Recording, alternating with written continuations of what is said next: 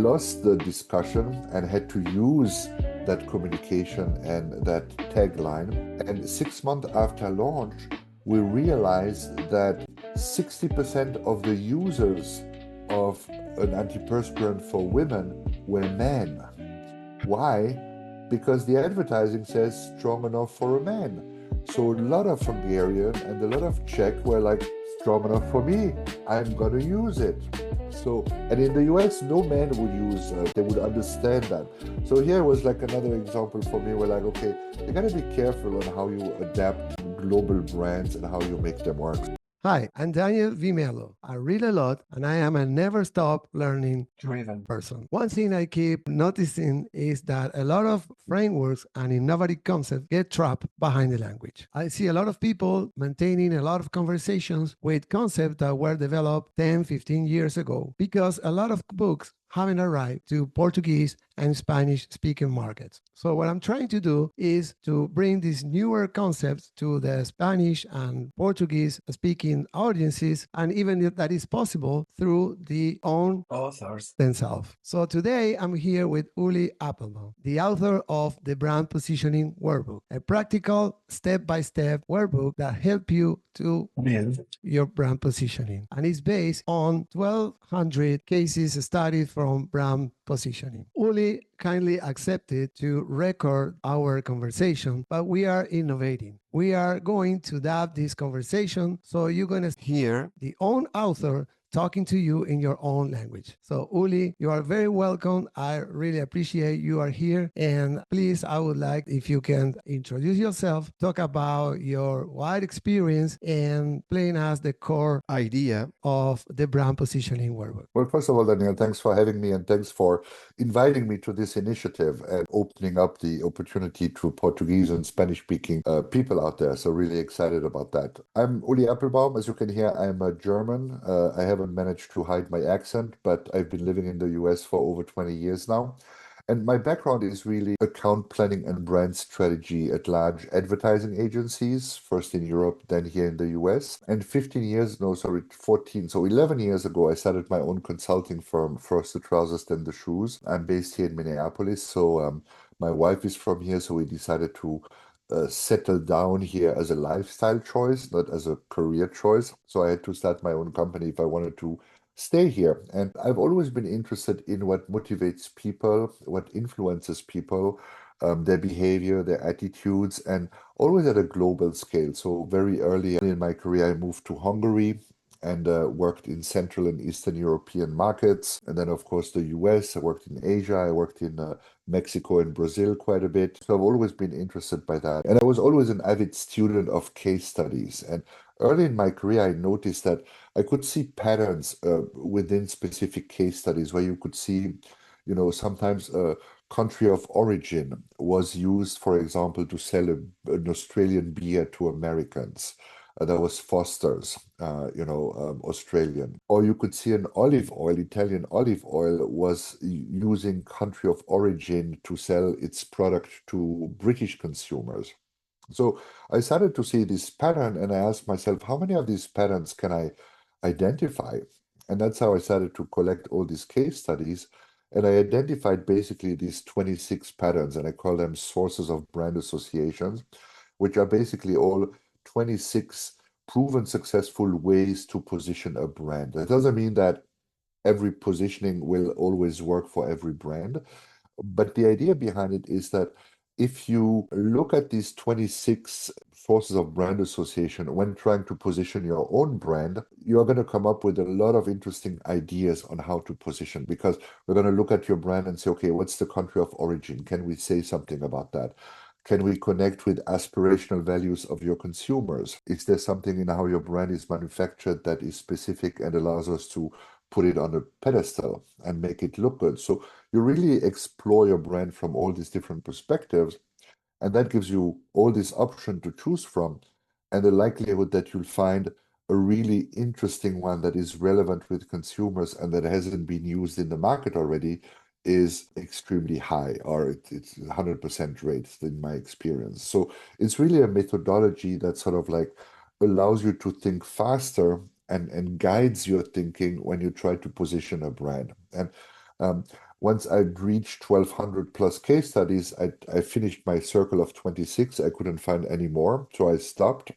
And I've used it in my workshops, I've used it in my consulting projects, and it's a battle-tested methodology that it just gets you to think faster and more precise, to put it this way. It's not, a magic bullet or something new. It really accelerates the way you think about a brand or positioning and guides you through the process faster. I love the book. It's a methodology book. You have the step by step. It's easier when you reach a conclusion how to explain how you develop and how you reach that conclusion. So Yeah. for me, it's a very nice workbook. I appreciate that. And you know what, just to interject real quick, what a lot of people forget is it's an idea, you're looking for an idea, right? A positioning idea. So in a sense, it's a creative process, or I call it creative problem solving. But what most people forget is creativity is often the result of a process. It's not just you sitting there, looking at a tree and hope that the apple will fall on your head. No, it's a process that you can go through that increases your chances to come up with a great idea. And that's what most people forget. I love the book, Feel Like an Artist. I always suggest my students to read it because there are a lot of people that I always worry about what can I do of my life or how can Hmm. I position myself. I say, listen, just calm down. Go get this book. This book is going to explain you, calm down. Just look at this, look at that, look at the other one. And you can have something own that Yeah, you can develop, but based on different things. absolutely. So I have a question about the book. I created Internazionale Global Strategy. That is a learning platform for professionals and small service boutiques that wants to go global and operate internationally. So from the 26 tools, which can you consider that can be applicable to personal brand? Well, the beauty of this tool, Daniel, is that you want to explore all 26 and even the ones that are counterintuitive. You want to force yourself to think about them because that's usually where interesting ideas merge. For example, one of the 26 territories consists at looking at what are the ingredients or how is a product made or manufactured. Now, that is a weird analogy for a human being, right? But it forces you, for example, to think, okay, what is the ingredient within Daniel that makes him so special? Or, what is it in the way he became who he is? So his journey, so to say, which can be compared to a manufacturing process, led to where he is today. So even the counterintuitive territories are actually sources of interesting ideas. Of course, with strategists, we have our tricks and stuff like that. From a trick point of view, like from a not gimmick, but in terms of like a little magic trick, the one that is for me the most obvious and immediate is to challenge the category conventions. And the principle is simply, you look at, if it's a brand, you look at the market, vacuum cleaners or car, and you look at all the category convention, how it's made, how it's distributed, how it's priced, how it's communicated, etc., etc. And then you try to break these conventions. So many, many years ago, everyone thought computers can only be sold through retailers. And then Dell came and sold you computers online directly. It was like a breakthrough. So this one is the most impactful because it's the most visible and it's relevant in terms of branding because you want to be seen as different from everyone else. And so it forces you to think out, well, what do I need to do to be different? For example, in my case as a strategist, what do I want to do to be different from all the other strategists out there? And as I said, you can create a list of the conventions. We have a methodology, blah, blah, blah, blah, blah, blah. And then you break that convention and try to find something that will appeal to people, but that is the opposite of one of the conventions out there. So I would say challenge the convention. So if you're a consultant, if you're a small business, it doesn't matter. Think about what are the conventions in my universe, in my business, and how can I challenge them to stand out from everyone else out there? That would be sort of like the obvious one. But as I said, there are 25 others that are really interesting as well. That's the beauty of that. It's like, how do you call that? Truffle hunting, like pigs sniffing for truffles. There's a forest, the truffles are in the forest, So those are the 26 territories, but you don't know where the pig will stuff to find the best truffle. And Yeah. that might be one of the 26 territories, and you often don't know which one it's going to be. So that's the interesting part of this process as well. The one that I use every time I start working with a personal brand in terms of my student, it's the archetypes because Okay. it's for me it's one of the it is closer to the humans. Yes. It's the humanizing of the brand, right? And everyone feels comfortable to trying to identify themselves. I'm Sage, I'm the hero or something. Of course, it's only a tool, right? And that's what, and that's you're looking at the right way. So I fully agree with you. What's really interesting about archetypes is it folk tells you what needs your customers have, right? So if you have people or an audience that really wants someone to tell them the truth, to tell them how the world works, you're going to be a sage, right? So it's like, come to me, I'm going to, pontificate and tell people that everything is going to be all right. This is the truth that you need to follow. If, on the other hand, you want to be people who are more active, who want to be involved, you're going to be the hero, Yeah. you know. That's perfectly fine. The weakness I've discovered with my clients is that when you do that at a corporate level, everyone wants to be a hero. You know what I mean? So everyone wants their brand to be a hero. Now, the problem is not everyone can be a hero or is a hero. So it's probably easy at a personal level because it has to do with your character and your personality. But it's a great tool if you don't obsess with one or two. That's a good case. Yeah, good experience. Yeah, I didn't know that. So And I have a last question. yeah. Can you share with us, without saying the name if you can, of any example in your career working with a client that wanted to expand to another territory, another country, let's say in the internationalization context? Yes, what I can tell you about is what I've learned doing this for a lot of different clients, as opposed to just one client. And to give you an example, I started working in international marketing very early in my career. My first brands were international brands. And then, as I said earlier, I went to Hungary. I worked at an agency in Hungary and worked there for different Procter& and Gamble brands. Wow.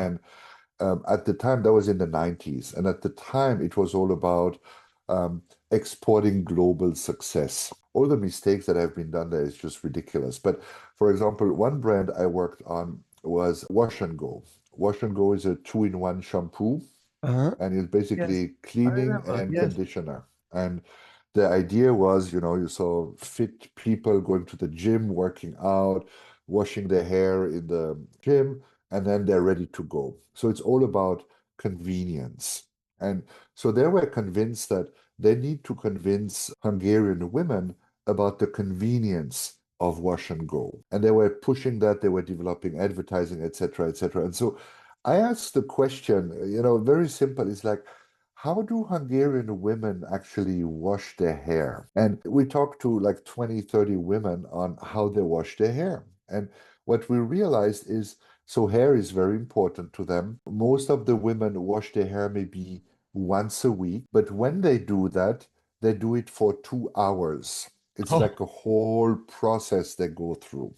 that's So it's why. it's like it's like a pampering ritual Yeah. almost. And then we were like, okay, so what about here? You could wash and go. It's gonna be quick. It's gonna be two in one. They would look at you and say, what the F should I use that? That doesn't fit in my routine. So early in my career, I learned the mistakes you can make when you sort of like try to adapt global strategies or global brands into local market. The other example, and then I can talk about a couple of That things I was it. learned that, That was a perfect example. Perfect. yes. And Yeah. the other one was the brand Secret, which is an antiperspirant for women. I was at the time helping them launch Secret in Central and Eastern Europe. And Secret in the US at the time had a tagline that said, strong enough for a man, but made for women. And it basically says, it's like strong enough to stop the perspiration of men, but obviously made for women, so blah, blah, blah. And very successful in the US for many, many, many years. So the team was really convinced that that is the success model. We lost the discussion and had to use that communication and that tagline. And 6 months after launch, we realized that 60% of the users of an antiperspirant for women were men. Why? Because the advertising says strong enough for a man. So a lot of Hungarian and a lot of Czech were like, strong enough for me. I'm gonna use it. And in the US, no man would use a secret. They Exactly. would understand that. So here was like another example for me where like, okay, you gotta be careful on how you adapt global brands and how you make them work. So what I've learned, Danielle, is the first thing is don't make assumptions about what another country is or the consumers in another country. Get the facts. So really try to understand even the US consumer compared to the Canadian consumers. Are they the same? Are they driven by the same motivation? You're probably familiar with the retailer Target, which is based headquartered here in Minneapolis. Fairly successful for the last 20, 30 years. They went to Canada, thought they would be extremely successful, and they failed within 2 years because they were making all these assumptions about the Canadian consumer that were absolutely false. So just like me as a young professional asking, how do, Hungarian women wash their hair? What can we learn from that? Just trying to get the facts of how consumers behave in another geography, get the facts is for me number one. And it sounds simple and stupid, but you'd be surprised by how few companies actually do that, especially when they're very successful.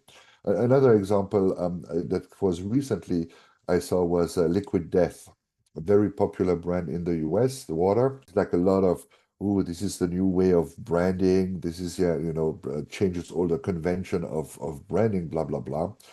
They went into the UK market and thought that they can just replicate the American model in Great Britain. They failed miserably. And a year later, they pulled back again because launching a brand in a different country costs a lot of money. So they had to pull back. So you have these examples. It's not just like, in the archives of marketing in the 60s, we made all these mistakes. No, no, no. It's even today, a lot of companies make this mistake. So look for the facts, not the assumption of what another consumer in another country does or thinks. Look for the fact what they really do and how they really behave. That is what you're looking for. As simple as it is, right? That's number one. And number two for me is, and a way to do that is if you have an international infrastructure. So let's say you have people in Mexico, bring them into the process of your strategy. So again, comes back to the assumption is like, if you are, let's say, a salesperson in Mexico for Liquid Death, you will know more about the Mexican consumer than the guy sitting in the headquarters in, I don't know where they're based, in Dallas or in California or somewhere. So when you're developing a strategy for Mexico, bring the Mexican sales guy into your strategy and make him part of the process. Not only can he make your strategy smarter, but he'll also have a buy-in because when he goes back to his country with a new strategy, he can go and say, hey, I influenced this strategy. I was part of the process.